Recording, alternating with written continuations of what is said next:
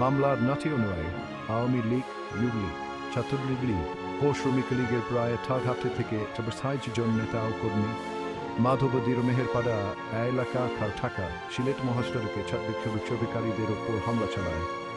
এই সংঘর্ষের সময় জামানগুলি বিদ্ধ হন এবং পরে ঢাকা মেডিকেল কলেজ হাসপাতালে মারা যান। আদালত মামলাটি তালিকাভুক্ত করেছে এবং মাধবদী থানার ভারপ্রাপ্ত কর্মকর্তা তাকে তদন্তের নির্দেশ দিয়েছে।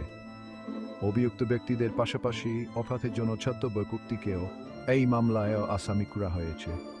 পুলিশ পরিদর্শক ওয়াহিদুজ্জামান তদন্ত চলমান থাকার বিষয়টি নিশ্চিত করেছেন।